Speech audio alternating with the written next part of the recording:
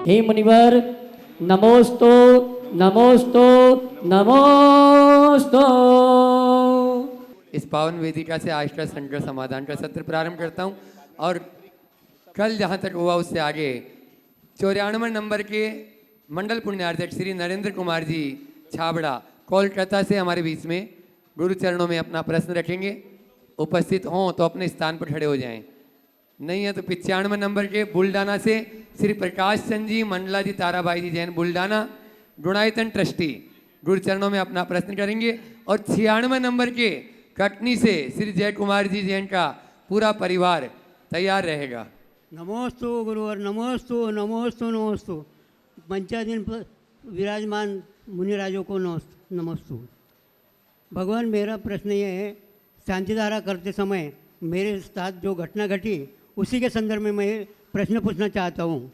मैं सप्तम प्रतिमाधारी हूँ, मुझे दान के भाव हमेशा आते हैं और मैं सपने में भी किसी का बुरा नहीं चाहता। तो मेरे साथ ऐसी घटना क्यों घटी? जहाँ तक मुझे विदित है कि शांतिधारा संपन्न हुई उसके बाद ओम ओम ओम। देखो भाई, ऐसा है ये कोई घटना नहीं। आपका प्रोषदोपवास, इतना एग्जर्सन, 88 साल की उम्र, खड़े खड़े गर्मी में चक्कर आना स्वाभाविक है। आप ये सोचो पूरी शांति धारा करने के बाद ही ना आप नीचे गिरे, आपसे कुछ अनिष्ट नहीं हुआ, इसका कोई विकल्प नहीं करो। सावधान रहो, उम्र के अनुसार अपनी क्रिया करो। बहुत बहुत आशीर्वाद। 96 नंबर जगह कटनी से श्री जय कुमार जी जैन, श्रीमती मनोरमा देवी अपना प्रश्न गुरु चरणों दिल्ली से। नमोस्तु। मुनि संघ के चरणों में त्रिबार नमोस्तु नमोस्तु नमोस्तु। महर्षि, मेरे मन में एक विचार है, कृपया समाधान करें। महर्षि, वैसे तो हमारा जैन समाज बहुत संपन्न समाज है, पर आज हम देखते हैं कि जो छोटे बच्चे हैं वो समाज की क्रियाओं से दूर होते जा रहे हैं। हमें हर ज़िले में एक जैन स्कूल, अच्छे लेवल पे जैन पब्लिक स्कूल हो, उसके अंदर एक चैत्यालय हो, ताकि वहाँ हमारे बच्चे रोज देव दर्शन करें, ताकि बचपन में दिए हुए संस्कार आगे चलकर धर्म को आगे बढ़ाने में समर्थ रहें। आपका प्रस्ताव बहुत अच्छा है। वर्तमान में पूरे देश में इस तरह का परिवर्तन है, न केवल जैन समाज, सर्व समाजों में ये स्थिति आ रही है। आज की नई पीढ़ी में बहुत बड़ा परिवर्तन है, वो हमारे परंपरागत मूल्यों से विमुख होते जा रहे हैं।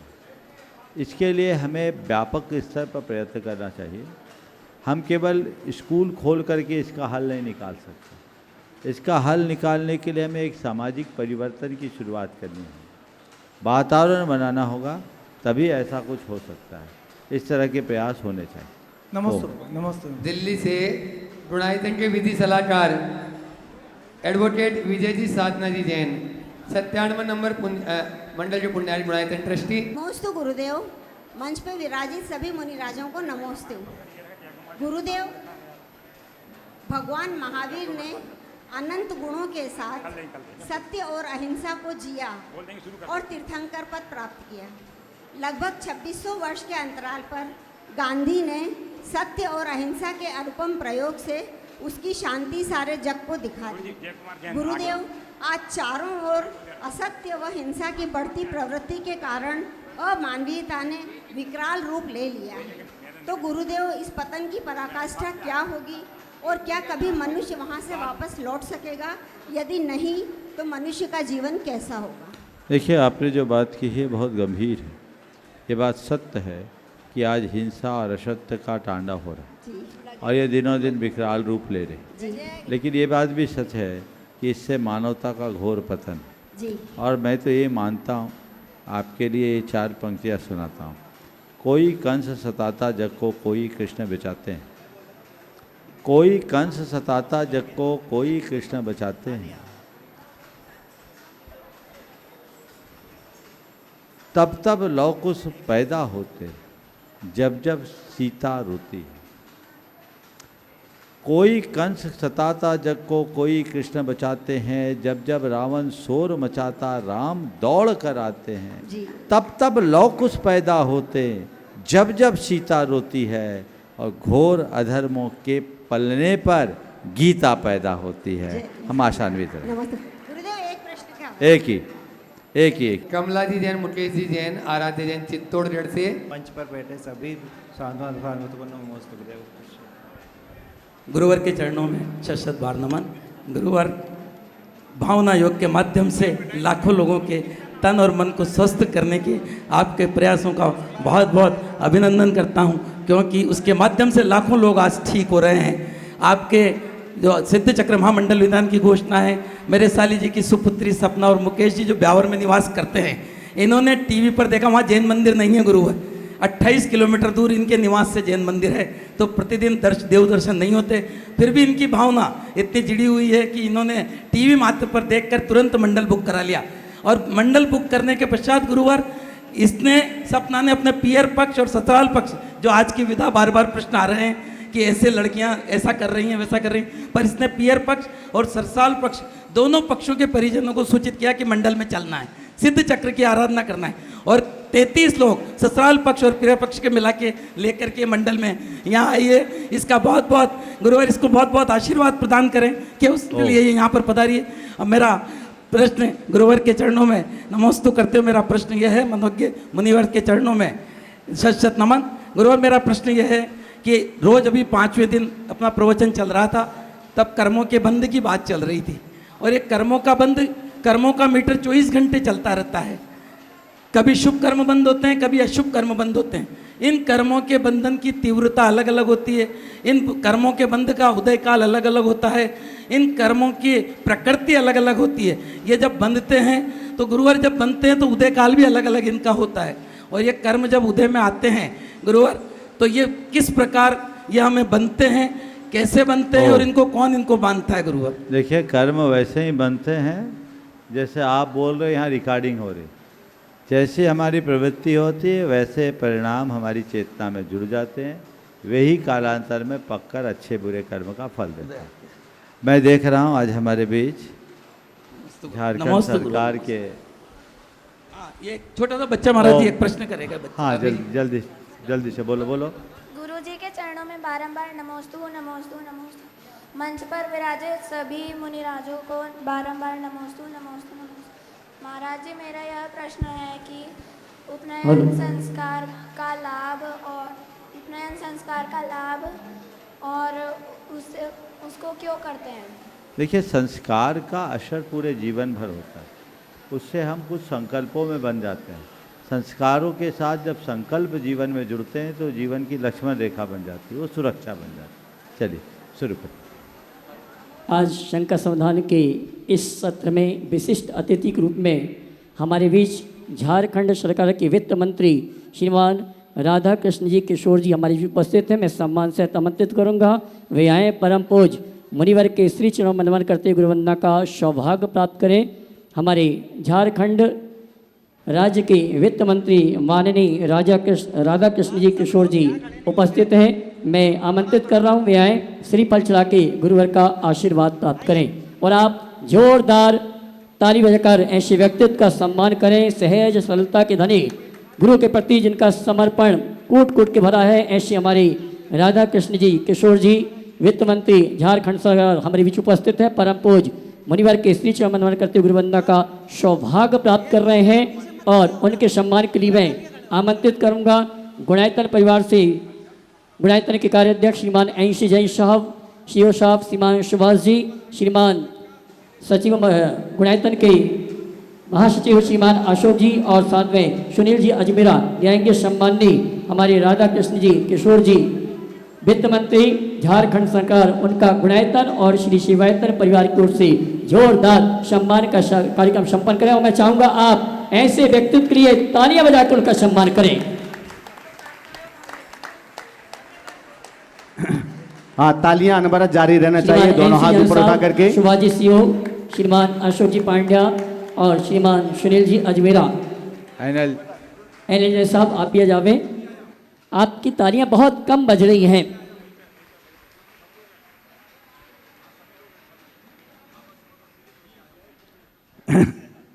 हाँ, और आइएगा बंधुओं, हम आज बहुत गौरवान्वित हैं, हमारे बीच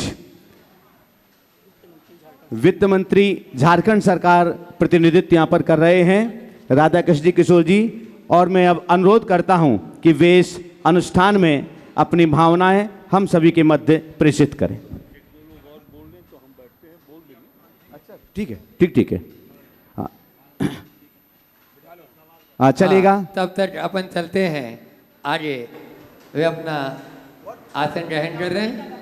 उमा रमेश जी जैन ग्वालियर गुरु चरणों में अपना प्रश्न करें। मंडल क्रमांक 99 के पुण्यार्जक और 100 नंबर मंडल के पुण्यार्जक हैं गुणायतन ट्रस्टी प्रमोद कुमार जी जैन गाजियाबाद।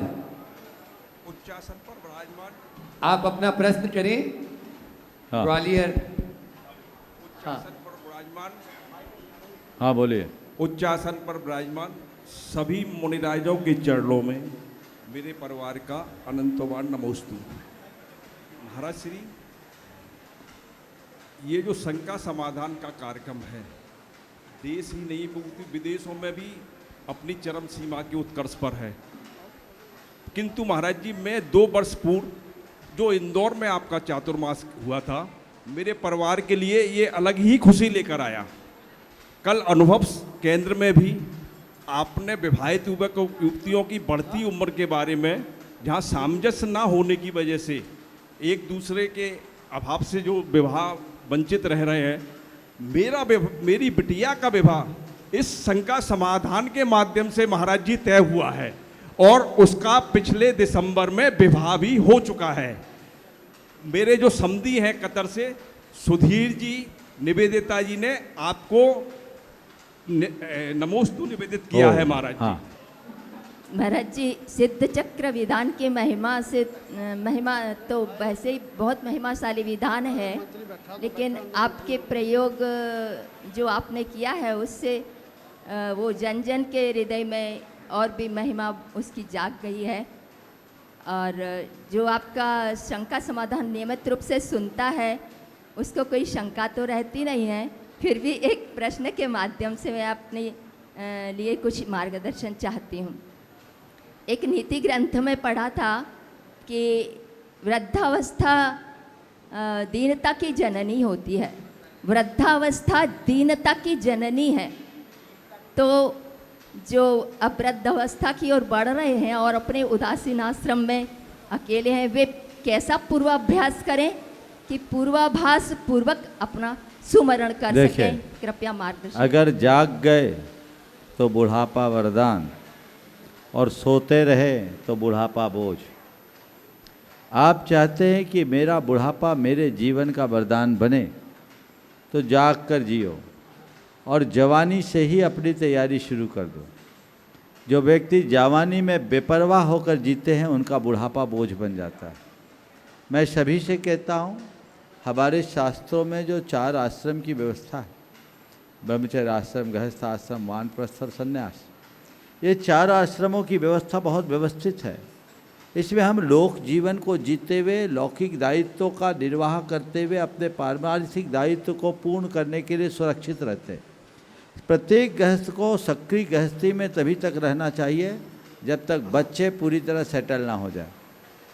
एक जिम्मेदारी के साथ आप अपनी गृहस्थी को पूरी तरह कीजिए और उसके उपरांत जब बच्चे सेटल हो जाए तो आप अपनी स्वयं के प्रति जो जवाबदारी है उसे जगाए, अपने आध्यात्मिक उन्नति के लिए प्रयास करें। तो वो प्रयास आप करेंगे तो परिणाम निकलेगा। तो उसके लिए पहले से तैयारी हो। अनासक्ति और संयम जीवन का मूल मंत्र बनाएं। ये 2 चीज़ें लेकर के चलेंगे तो फिर धीरे धीरे आप सांसारिक दायित्व को पूर्ण करते हुए परमार्थ में लगेंगे। अब घर गृहस्थी से विमुख होकर के परमार्थ के कार्यों में लगे, समाज सेवा में लगे, त्याग संयम आराधना के कार्य में लगे, तो आपके लिए कहीं कठिनाई नहीं होगी। आप ही का 8 मंडल हो रहे हैं, 101 नंबर भी आप ही लोग 1% कर लें। तो नितेश पूछ। हाँ। महाराज जी के चरणों में त्रिवार नमोस्तु पूरे परिवार का और ज्ञानोदय परिवार का। महाराज जी, सबसे पहली बात, मेरी माँ जिनका न्यू ऑपरेशन हुआ है, पूर्ण तरह 1 घंटे का भावना योग करती हैं सुबह, श्रीमती कल्पना जैन, और उनको बहुत अच्छा लग रहा है और दूसरे लोगों की अपेक्षा बहुत ही जल्दी उनकी हीलिंग हुई है। उन्होंने नमोस्तु प्रेषित किया है आपके लिए। महाराज जी, मैं बेंगलोर में सीनियर कंसल्टेंट, सीनियर डायरेक्टर के रूप में एरोस्पेस इंजीनियर हूँ और वहाँ पर हवाई जहाज के इंजन डिज़ाइन करता हूँ और आपको सारी बातें मालूम ही हैं। मेरा प्रश्न है महाराज जी कि यहाँ पर हमें पुण्य अर्जन करने के लिए सभी प्रकार के निमित्त मिले। बहुत अच्छी सिद्ध क्षेत्र, सिद्ध चक्र विधान, अष्टानी का महापर्व और सबसे महत्वपूर्ण आपका सानिध्य मिला महाराज जी। इस पुण्य को अब हमने प्रमाण सागर पुण्य बैंक में जमा करा दिया है। महाराज जी क्वेश्चन 2 भाग में है। पहला, इस पुण्य को, अर्जित पुण्य को किस तरह से खर्च करें। भाग 2 महाराज जी कि इस पुण्य पर हमें कैसे इंटरेस्ट मिले। जैसे हम बोलते हैं when you are sleeping you should your money should earn, ऐसे ही जब हम सो रहे हैं तो हमें किस तरह से इंटरेस्ट इस पर मिलता रहे। कृपया शंका का समाधान कीजिए। देखिए, बहुत अच्छा सवाल किया। 2 तरह का निवेश है, एक पैसे का निवेश और एक पुण्य का निवेश। पैसे के निवेश और उसके परिणाम से आप लोग वाकिफ़ है, लेकिन पुण्य के निवेश की कहानी अलग है। पैसे के निवेश से फायदा उनको तब तक होता है जब तक वो निविष्ट रहे, लेकिन पुण्य के निवेश का लाभ ये है कि खर्च करने पर भी बढ़ता है। पुण्य को लोग 2 तरीके से खर्चते हैं, एक भोग में और एक सेवा में। पुण्य का भोग करोगे तुम्हारी बैलेंस शीट नेगेटिव हो जाएगी, और अपने पुण्य को सेवा में लगाओगे, त्याग में लगाओगे तो उत्तरोत्तर बढ़ता जाएगा। दूसरे शब्दों में कहूं, पुण्य बांटने से बढ़ता है। तो जो आपने पुण्य अर्जित किया उसे बांटो, दे दो। हमें हमारे गुरुदेव ने क्या सिखाया, मैंने जो तुम्हें दिया है तुम लोगों को देते जाओ। और हम लोग दे रहे हैं और ये महसूस कर रहे जितना दे रहे उतना बढ़ रहा है। तो जो आपने अर्जित किया वो आगे पास करते जाओ, जीवन फलीभूत होगा। नमोस्तु महाराज जी, नमोस्तु नमोस्तु। मंडल क्रमांक 16 के पुण्यार्जन गाजियाबाद से श्री प्रमोद कुमारी सुशीला जी जैन, हजारी लाल जी नूहू जैन, फिरोजपुर। गुरुजी के चरणों में बारंबार नमोस्तु। मंडल के सभी साथियों को से बारंबार नमोस्तु। गुरुवर, मेरा एक छोटा सा प्रश्न है, जब आत्मा ही परमात्मा है तो फिर पूजा किसकी? बिल्कुल ठीक बात है, आत्मा ही परमात्मा है तो पूजा किसकी? अपने भीतर के परमात्म बोध को जगाने के लिए। हम दर्पण में क्यों जाते हैं? देखने के लिए, अपनी छवि देखते हैं ना। दर्पण हमें कुछ कहता थोड़ी है, लेकिन दर्पण में हम अपनी छवि देखकर अपने दाग धब्बे को सुधार लेते हैं। परमात्मा की आराधना करके हमें एहसास होता है कि मेरे भीतर भी परमात्मा है, तो परमात्मा के साथ लगाव भीतर के परमात्मा से जुड़ाव उत्पन्न कर देता, रास्ता खुल जाता। एक छोटा सा प्रश्न। मंडल क्रमांक 102 के पुण्यार्जक साडम से पंकज नीतू पाटोदी, गुणायतन ट्रस्टी, तैयार रहें। नमोस्तु गुरुवर, समस्त मंचासीन मुनि संघ के चरणों में बारंबार नमोस्तु नमोस्तु नमोस्तु। महाराज श्री, गणधर वलय के कितने व्रत होते हैं और कब करना चाहिए? अगर हम गणधर वलय विधान का नियम लेते हैं संकल्प पूर्वक, तो यह कितने विधान करने चाहिए और कब करने चाहिए? गणधर वलय के कुल 48 मंत्र है, 48 दिन की आराधना है, 48 व्रत होते हैं। इसकी सबसे बड़ी विशेषता, इसकी कोई तिथि नहीं है, जब आपको सुविधा है तब कर सकते हैं। और अब उसका तैयार हो गया हिंदी वाला भी, कल आपको उपलब्ध हो जाएगा। बाहर उपलब्ध हो गया, आ गया गणधर वलय विधान बाहर उपलब्ध है। बहुत बढ़िया। अब विमोचन तो करा देते, पहले उसको मंगा लो उसको। महाराज श्री, बिना मंडल का भी विधान कर सकते, बिना मानने का भी विधान कर सकते। नमो। आप पहले और मंत्री जी को पहले लेंगे। मंडल क्रमांक 103 के बाद में बीच में झारखंड सरकार के यशस्वी वित्त मंत्री राधा कृष्ण किशोर जी, आप डॉक्टर राधा कृष्ण किशोर जी आपके बीच में एक बार जोरदार पूरा सदन तालियों से उनका अभिवादन करें। वे गुरु चरणों में अपनी विनयान्जलि प्रस्तुत करते हुए वे भी जो कुछ पूछना चाहें, जिसका प्रसारण अनेकों देशों में जाता है। ऐसा है संकट समाधान का सत्र अभी चल रहा है। आप इसमें अपनी कोई भी प्रश्न गुरु से भी कर सकते हैं। प्रमाण सागर जी के महाराज के चरणों में नमोस्तु। हाँ, पूज्य प्रमाण सागर जी महाराज के श्री चरणों में नमस्तु नमस्तु नमस्तु। और जितने मुनिवर यहाँ बैठे हैं, आप सबों के श्री चरणों में मैं अपना आदर समर्पित करता हूँ। प्रभु, मेरे मन में दो जिज्ञासा है और ये दोनों जिज्ञासा मैं आपके सामने रखना चाहता हूँ, यदि आपकी अनुमति हो तो। जरूर। मैं दर्शन शास्त्र का विद्यार्थी रहा हूँ। मैंने जैन धर्म को पढ़ा है, बुद्ध धर्म को पढ़ा है, महावीर को पढ़ा है और विश्व के दूसरे दर्शन शास्त्रियों को भी मैं पढ़ा हूँ। एक बात मेरे मन में लगातार उठती रहती है कि आज़ादी के पहले कई शिक्षाविद हमारे इस भारत की धरती में आए और आज़ादी के बाद भी शिक्षा की विभिन्न व्यवस्थाएं लागू हुई।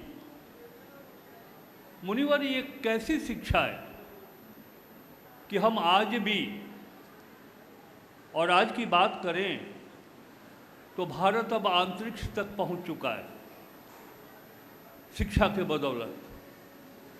इसके बाद ये कैसी शिक्षा है कि आज भी हमारा समाज जाति और धर्म में बटा हुआ है। ऐसी शिक्षा की आवश्यकता क्या पड़ रही है, इसका क्या प्रभाव हो रहा है। और दूसरा, मैं आपसे दूसरी जिज्ञासा ये करना चाहता हूँ कि भारतीय राजनीति में धर्म का स्थान होना चाहिए या धर्म में भारतीय राजनीति का स्थान होना चाहिए, ये जिज्ञासा मैं आपसे करना चाहता हूँ। महोदय, इसके पहले कि आप उत्तर करें, मैं आपको और यहाँ उपस्थित हमारे देश के विभिन्न क्षेत्रों से, विभिन्न विश्व के विभिन्न देशों से जो लोग आए हैं, आज ही मैं मंदिर तक गया था ऊपर, एकदम उच्च श्रृंखला पर मैं पहुंचा, पारसनाथ टॉप पर। मैंने देखा वहाँ गंदगी है, सफाई का अभाव है और कई ऐसी सुविधाएं जो आपको चाहिए। बाहर से लोग आते हैं, वो हमारे अतिथि हैं, हमारा परिवार है। पूरा देश विदेश के जो अनुयायी हैं वो सभी हमारे परिवार है। मैं आपको राज्य के वित्त मंत्री होने के नाते इतना भरोसा दिलाता हूँ कि मैंने जो देखा है और जो निदान मैं कर सकूँगा, वो उसकी जानकारी हम अपने गुरुवर के श्री चरणों में बताएंगे कि हमने क्या किया है। और अब मैं चाहूँगा कि आप हमारे उस जिज्ञासा को दूर करें। बहुत सुंदर। पहले तो मैं चाहूँगा डॉक्टर साहब का आप लोग जोरदार अभिनंदन करें। एक राजनेता होने के साथ साथ एक अच्छे विद्वान भी हैं, पहले भी आए हैं और इन्होंने इस मंच से अपनी भावनाएं व्यक्त की। रांची में भी इन्होंने कहा था। आपका दो सवाल है। पहला सवाल आपने जो पूछा कि ये कैसी शिक्षा कि आज भी समाज जातियों में बटी हुई है। अगर हम भारत के इतिहास को पलटकर देखते तो हम पाते हैं कि भारत में जातियां पहले भी थी और जातियों को मैं कभी बुरा नहीं मानता। जातियां हमारी देश की पहचान है। पर अंतर क्या है? पहले जातियां थी, आज जातीयता है। जाति हमारी पहचान है और जातीयता हमारी संस्कृति के लिए जहर का काम कर रही है। वर्तमान में जो जातीयता का विष फैला, इसे पनपाने में अंग्रेजों ने भी बड़ी भूमिका निभाई। आप तो उस पूरे इतिहास को पढ़े। हमारे यहाँ पुरातन समय में गुरुकुलों में शिक्षा होती थी, जिसमें एक राजपुत्र भी रहता था तो एक साधारण व्यक्ति भी उसी स्तर पर जाकर के शिक्षा लेता था। अलग अलग जातियों और बिरादियों के लोग रहते थे, लेकिन सबको समान दृष्टि से देखा जाता था। हमारे यहाँ कर्मणा वर्ण व्यवस्था को महत्व दिया गया एक युग में, और हमारे यहाँ की जो शिक्षा थी वो डिग्रियों वाली शिक्षा नहीं थी, कला गुणों को विकसित करने वाली शिक्षा थी। मैं काले की शिक्षा नीति के पहले की जो शिक्षा नीति थी वो हमारी देश की एक बहुत बड़ी ताकत थी, लेकिन दुर्भाग्य है कि अंग्रेज़ों ने हमारी उसी ताकत पर सबसे पहले प्रहार किया, हमारी बैकबोन को तोड़ा, और जो शिक्षा नीति आई उसने हमारे समाज को बांट दिया। फिर रही सही कसर, बुरा मत मानना, अपनी राजनीतिक रोटियां सेकने वालों ने पूरी कर दी। जातीयता को हवा देना शुरू कर दिया। हर कोई एक दूसरे अपना उल्लू सीधा करने के लिए स्तरहीन कार्यक्रम शुरू कर दिए। आज समाज बिखर रहा है। आज भी जरूरत है, मैं तो एक कहता हूँ, जातियां रहे, जातीयता से मुक्त समाज बने।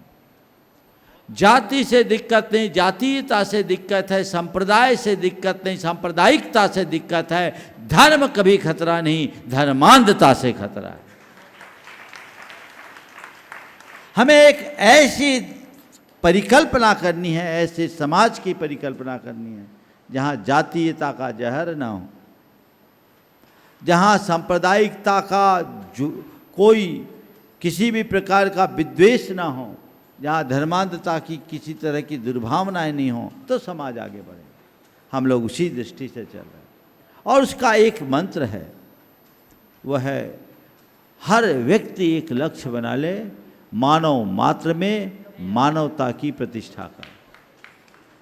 हमें मानवीय संदेशों को साथ लेकर चलना है, मानवीय मूल्यों को प्रोत्साहित करने का लक्ष्य बनाना। यदि ऐसा हम करेंगे, सुनिश्चित रूप से अच्छे परिणाम आएंगे। आपने जो दूसरा सवाल किया कि राजनीतिज्ञों को धर्म पुरुषों के पास जाना चाहिए या धर्मात्माओं को राजनीति से जुड़ जाना चाहिए, आपके ही प्रश्न का दूसरा रूप में बोल रहा हूँ, तो मैं इसके उत्तर देता हूँ एक वाक्य में कि राजनीति जब धर्म से जुड़ती है तो रामायण रचता है। राजनीति जब धर्म से जुड़ती है तब रामायण रचता है, और धर्म में जब राजनीति घुसती है तो महाभारत मचता है। हमें रामायण की जरूरत है, महाभारत की नहीं। एक बात और कहूँगा, राजनेता धर्म के दरबार में आए तो उनसे प्रेरणा पाकर वो देश के लिए कुछ अच्छा काम करेंगे, पर धर्म गुरु यदि राजनेता के पास चले जाए तो देश का सर्वनाश होगा। उदाहरण के लिए कह रहा हूँ, गंदा पानी अगर गंगा में मिल जाए तो गंगा जल बन जाएगा। गंदा पानी गंगा में मिल जाए गंगा जल बन जाएगा, लेकिन गंगा जल यदि नाली में गिर जाए गंदा जल हो जाएगा। संत गंगा जल की तरह पवित्र हैं, उनकी पवित्रता को बरकरार रखना चाहिए, और ये रास्ता बहुत अच्छा है। आपने बहुत अच्छे भाव व्यक्त किए, और मुझे प्रसन्नता है कि आपने शिखर जी की दर्शन किए, वंदना किए, और वहाँ की जो दिशा देख करके आपने खुद से आगे होकर, अब हमारे कक्ष में भी चर्चा में इन्होंने खुद से कहा, तो ये बहुत अच्छी बात है। और मुझे उम्मीद है कि हमारा इस पूरे के पूरे तीर्थ की पवित्रता को बरकरार रखने में आप जैसे संवेदनशील लोग पूरा ध्यान देंगे। बहुत आभार आपका। हाँ। एक बार जोरदार ताली डॉक्टर साहब के लिए। आप कुछ बोलना चाहें? हाँ, मैं 1 मिनट आकर के आपको वहाँ आइए, बिल्कुल बिल्कुल आइए। जब तक ये आ रहे हैं आप लोग इनका अभिनंदन जरूर कर दें।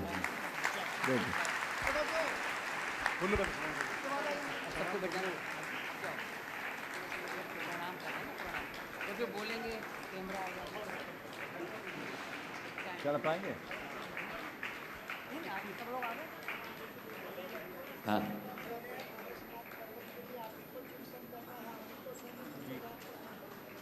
झारखंड सरकार के यशस्वी वित्त मंत्री डॉक्टर राधा कृष्ण किशोर जी का एक बार जोरदार तालियां तो आपकी बहुत कम बज रही हैं, अच्छी से बजाइए। गुरुवर से आशीर्वाद ग्रहण करते हुए, और न केवल आशीर्वाद अपितु वो ऊर्जा ग्रहण कर रहे हैं जिसके माध्यम से आप सब जो चाहते हैं वो सब होगा। चलिए आगे। अब चलते हैं आगे। खुरई से गुणायतन ट्रस्टी अरुण जी सरिता जी चौधरी मंडल क्रमांक 104 के पुण्यार्जन गुरु चरणों में अपना प्रश्न करेंगे। इधर से हाँ हाँ और उसके बाद मैं देख रहा हूँ गुणायतन ट्रस्टी कर्मठ और जुझारू कार्यकर्ता हमारे इस एरिया के पंकज जी, नीतू जी पाटोदी जी की धर्मपत्नी नीतू जी 10-8 उपवास भी कर रही है अष्टानिका के, साड़म से आ चुके हैं। 102 नंबर के मंडल पुण्यार्जन तैयार रहेंगे। बोलिए। नमोस्तु गुरुदेव, नमोस्तु। मेरा प्रश्न ये है कि कहते हैं पैर में चोट लगने से आदमी संभल कर चलता है, लेकिन जब दिल पर चोट लगती है तो वह समझदारी से चलता है, ऐसा क्यों? मेरी शंका का समाधान कीजिए। पैर में चोट लगने से आदमी संभलता है और दिल में चोट लगने से आदमी समझदारी से चलता है। मैं तो सोच रहा था आप कुछ और कहेंगे। पैर में चोट लगने से आदमी संभल कर चलता है, पर दिल में चोट लगने पर व्यक्ति वहीं बैठ जाता है। हकीकत तो ये है, अगर दिल में चोट लगने से समझदारी से चलने लगे तो इससे अच्छी बात क्या है। लेकिन मैं आपके सवाल को संशोधित करके उत्तर दे दूं हाँ महाराज कि हाँ, दिल में चोट लगने पर आदमी चुप क्यों हो जाता है, थम क्यों जाता है? क्यों? इसलिए क्योंकि उनको पैर से कोई प्रेरणा नहीं मिली। हम चोट खाते हैं, मजबूत होते हैं। इसी सिद्धांत को यदि हम लागू कर लें तो दिल के हर आघात को अपने जीवन के लिए एक प्रेरणा भी बना सकते हैं। सही है। और एक बात और सोचना चाहिए, पैर कठोर है, वो टूट सकता है। दिल चोट खाने के बाद भी लचीला है, टूटता नहीं, लेकिन फिर भी लोग पैर को अटूट बनाए रखते हैं, दिल को तोड़ देते हैं। हमें अपने भावों में लचीलापन लाएं। विचारों में शक्ति लाने से दिल टूटता है और विचारों में लचीलापन रहने से दिल मुड़ता है। दिल को मोड़ना सीखें। मंडल क्रमांक 102 पुण्यार्जन पंकज नीतू जी पाटोदी पूरे परिवार के साथ में गुरु चरणों में अपना प्रश्न कर रहे हैं। आप लोग जोरदार ताली बजा दीजिए। आज 7वां उपवास और बहुत अच्छे से नीतू अपना प्रश्न गुरु चरणों में कर रही है। और उसके बाद में जो अहरनिश गुरु सेवा में लगे रहते हैं, ऐसे विक्की भाई कुनकुरी अपने पूरे परिवार के साथ में, नाम बाद में इसके बाद बोलेंगे। मंचासीन परम सद्देव सभी मुनिवर के चरणों में बारंबार प्रणाम, बारंबार नमोस्तु नमोस्तु नमोस्तु। महाराज जी, हम लोग कुंथलगिरी का दर्शन करने गए थे। वहाँ देखा पहाड़ पे कुलभूषण देशभूषण महाराज की मूर्ति है, उसके नीचे अपने तीर्थंकर भगवान की मूर्ति है। जब वहाँ शांति धारा होती है तो महाराज जी के मस्तक पे होती है और वो जल तीर्थंकर भगवान के शीश पे पड़ता है। तो वहाँ दर्शन करने में भाव विशुद्धि नहीं हो रही थी, तो ये क्या सही है? और अपने तीर्थंकर कुलभूषण देशभूषण जी का ही क्षेत्र है। निर्वाण वहाँ हुआ, वर्षों से वो प्रतिष्ठित है। ऐसी जगह दिमाग मत लगा। ओम। हाँ और चलते हैं। बोलो बोलो। हाँ नमोस्तु महर्षि। महर्षि, मंदिर जी जैसे बनता है उसमें फिर जो भगवान जी की मूर्ति लगती है वो कैसे डिसाइड होता है कि कौन से भगवान जी की मूर्ति लगनी है? वो सब शास्त्रों में वर्णन है। व्यक्ति प्रतिष्ठा कहाँ हो रही है, कराने वाला कौन है, उस हिसाब से होता है। आगे। भले ही मंडल सबसे लास्ट में मिला हो, लेकिन सबसे करीब रहते हैं। ऐसे विक्की भाई का पूरा परिवार, मुन्नी देवी गोदा बगीचा, कुसुम गजेंद्र जी पाटनी कुनकुरी, गुणायतन ट्रस्टी, अनीता हीरामणि जी पाटनी, मंजू काचलिया, बीना चावड़ा, बीना काचलिया, खुशबू अमित काला, ये भी गुणायतन ट्रस्टी गुरु चरणों में अपना प्रश्न करेंगे। उसके बाद में इन्हीं के 8 मंडल हो रहे 107 नंबर, वो भी तैयार रहेंगे। महाराज जी के चरणों में कुनकुरी बगीचा और जयपुर वालों की तरफ से बारंबार नमोस्तु नमोस्तु नमोस्तु। महाराज जी, मेरा क्वेश्चन है कि ज्योतिषीय विज्ञान में जिस तरह न्यूमरोलॉजी एस्ट्रोलॉजी इतना फेमस है, वैसे ही हमारे इतना विख्यात हो के स्वर विज्ञान इतना फेमस क्यों नहीं है? क्योंकि मैंने सुना है कि जैन मुनि सुभद चंद्राचार्य द्वारा रचित किताबों में भी इनका उल्लेख मिलता है। तो महाराज जी, मैं चाहती हूँ कि इतने महत्वपूर्ण विद्या लुप्त प्राय क्यों हो रही है, इसका हम संस्करण करने के लिए आगे क्या करें? देखिए, ज्योतिष अपनी जगह है, स्वर विज्ञान अपनी जगह है। दरअसल स्वर विज्ञान जो है वो एक साधना है। इसका मूल उद्देश्य अपनी चेतना का आध्यात्मिक उत्कर्ष रहा है। ये बात अलग है कि वर्तमान में लोगों ने उसे व्यावसायिक रूप से प्ररूपित करना शुरू कर दिया। मैं इसके पक्ष में नहीं हूँ। मैंने खुद 30 सालों तक स्वर की साधना की। महाराज जी, आपके पास कोई एग्जाम्पल है जिससे आपको ऐसा लाभ मिला हो? मैं बोल रहा हूँ तो सुनो। स्वर एक साधना है जो अपने चेतना को परिष्कृत करने का आधार है। ये गुप्त विद्या है, गूढ़ विद्या। इसे सार्वजनिक करने का निषेध है और मैं खुद नहीं चाहता कि इसे सार्वजनिक किया जाए। ये गुरु शिष्य परंपरा से जो चली आ रही वही ठीक है। वर्तमान में कुछ लोगों ने इसे जिस तरीके से प्रस्तुत करना शुरू किया, इसका वास्तविक लाभ नहीं मिलेगा। एक बात बोलता हूँ, गुरुदेव का वाक्य है कि जब कोई प्रतिकूल हो, ज्योतिष से आगे है सर्वोदय और सर्वोदय से बड़ा है कर्मोदय और कर्मोदय से आगे है ज्ञानोदय। ये गुरुदेव का काम शब्द था। तो बस कभी कभी ईश्वर की साधना का मेरा खुद का अनुभव है। जब मैं अपने जीवन के आरंभिक दिनों में ईश्वर की साधना करता था, मैं तत्वों को पल में बदल देता था। लेकिन कभी कभी जब तीव्र कर्म का उदय आया, एक बार मुझे ज्वर था और 72 घंटे में अपनी नाड़ी नहीं बदल पाया। तब गुरुदेव से मैंने कहा, तो उन्होंने कहा स्वरोदय से बड़ा कर्मोदय है और फिर धीरे से कहा कर्मोदय से बड़ा ज्ञानोदय है। तो मैंने कहा मैं बड़े को ही पकड़ता हूँ गुरुदेव, बाकी को छोड़ता हूँ। गुरुदेव ने आशीर्वाद दिया था डॉक्टर राजेंद्र जैन की, जिसकी मैं किताब पढ़ रही हूँ महाराज। मंडल क्रमांक 160 के पुण्यार्थ अपने विक्की भाई के माता पिता अशोक जी, अनुपमा जी पाटनी, सुनीता विजय अजमेरा गुणायतन ट्रस्टी, सरिता छाबड़ा रांची, आशा जी रूपनारायणपुर। एक आम क्वेश्चन है कि अगर सूतक हो जाता है तो क्या पैसे डालते हैं गुल्लक में? रुपए पैसे सूतक की अवस्था में नहीं डालना चाहिए। नहीं डाल। अनुपमा जी पाटनी का पूरा परिवार रूपनारायणपुर रांची। राज के चरणों में हमारा नमोस्तु नमोस्तु नमोस्तु। सभी नव दीक्षित राजों को हम सभी का नमोस्तु नमोस्तु नमोस्तु। महाराज श्री, मेरा प्रश्न है कि शरीर आवश्यकता से जीता है और मन आकांक्षा से जीता है, तो मेरी शंका है कि आवश्यकता और आकांक्षा में क्या अंतर है? बस पेट और पेटी में जितना अंतर है उतना ही आवश्यकता और आकांक्षा में। पेट जल्दी भर जाता है, पेटी आखिरी तक नहीं भर पाते। चलिए नमोस्तु। मंडल क्रमांक 106 के पुण्यार्थ अशोक कुमार जी विद्या जैन और 108 के पुण्यार्थ आगरा से गुणायतन ट्रस्टी निर्मल जी, सुषमा जी जैन। सतना जैन समाज का त्रयवार नमोस्तु नमोस्तु नमोस्तु। हे गुरुवर, घर गृहस्थी में रहते हुए अक्सर हमारे मान कषाय के परिणाम हो जाते हैं। अपने जीवन में मान कषाय रूपी विष को कैसे कम करें और तटस्थ वृत्ति कैसे अपनाएं? कृपया मार्ग प्रशस्त कीजिए। ज्ञान भाव में जियो, विनम्रता को अपने जीवन का आदर्श बनाओ तो मान कषाय कम हो सकता है।